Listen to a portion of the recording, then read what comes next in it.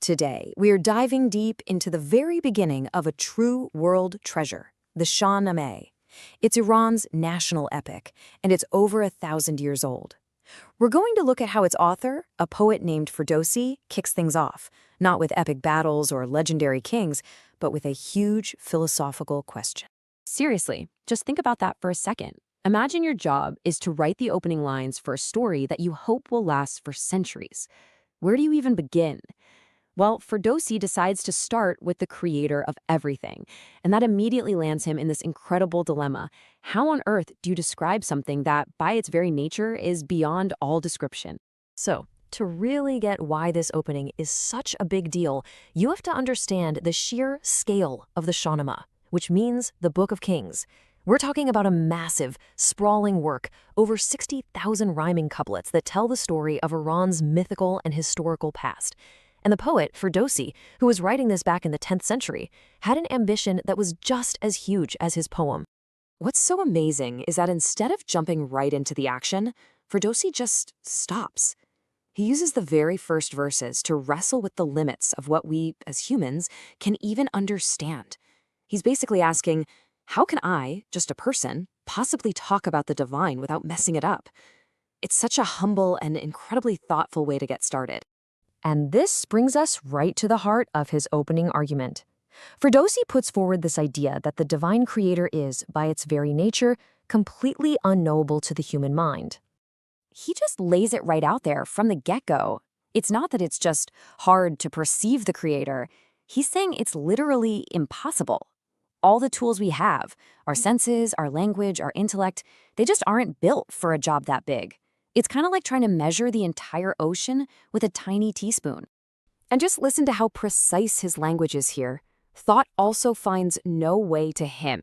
He's saying that even our most powerful tool, our own mind, just hits a brick wall. And why? For he is beyond name and place. The divine exists completely outside of the very boxes we use to make sense of reality. You know, there's actually a name for this idea: divine transcendence. Ferdowsi is tapping into this really powerful philosophical concept. He's arguing that the divine isn't just a bigger, stronger version of things we already know. No, it's in a totally different category of existence, completely separate from our universe. Okay, so if we can't know the creator directly, is that it? Is that the end of the story? Are we just supposed to be left in silence? Not a chance. This is where Ferdowsi makes this brilliant pivot from what we can't know to what we absolutely can see. And you can see that pivot perfectly right here. On one side, you've got the problem. Our senses, our minds, our words, they all fall short. But on the other side, you have the solution.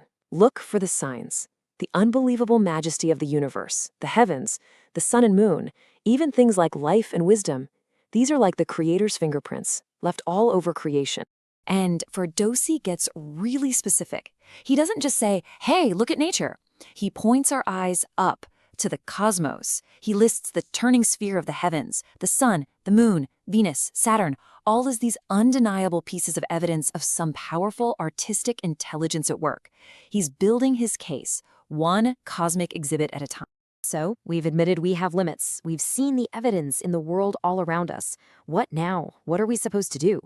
For Ferdowsi, the answer isn't just to sit back in quiet awe. It's an active chase. And this is the key. Wisdom is power. Ferdowsi says that knowledge literally has the power to make you feel young again. It makes an old heart young. So the path to understanding isn't about blind faith. It's about the active, lifelong search for knowledge. It's a call to become a student of the world. So here it is, the whole journey he lays out for us, broken down into 3 steps. First, humility. You gotta know your limits. Second, observation. Use your eyes and your mind to see the proof that's all around you. And third, action. Commit yourself to becoming a seeker of wisdom.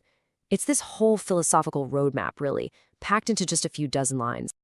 But why? Why does any of this matter? Why would a book that's supposed to be about kings and warriors start with such a heavy philosophical discussion? Well, because it sets the stage for every single thing that's about to happen. Before we even meet the very first king or the very first hero, we understand the rules of the game. We're living in a universe that's governed by a force that is wise and powerful, but ultimately a mystery. So every single human action that follows, every victory, every heartbreak, every moral decision, it all plays out against this massive cosmic backdrop. And that leaves us with one final thought. You know, in our world of information overload, Ferdowsi's advice from 1,000 years ago feels more relevant than ever. He suggests that maybe meaning isn't found in having all the answers, but in the humble, wise, and lifelong journey of just observing and learning. It really makes you wonder, doesn't it? What can a 1,000-year-old poem teach us about finding our own place in the universe today?